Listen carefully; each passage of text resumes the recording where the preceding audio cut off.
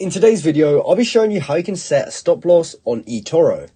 Now, this is a very quick and simple thing to do, so make sure you watch this video all the way to the end so you don't miss any important steps.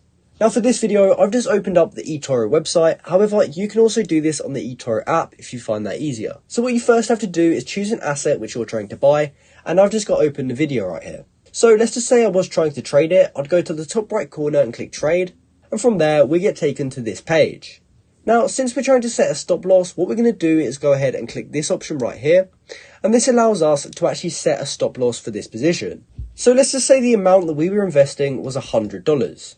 When we open up our stop loss, we can actually choose an amount, which is the max amount that we want to lose. So since we're investing $100, let's just say the maximum we wanted to lose was 20%.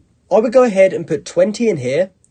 And if our investment drops by $20, that will mean the rest of our position is sold, and we will take on a minus $20 loss.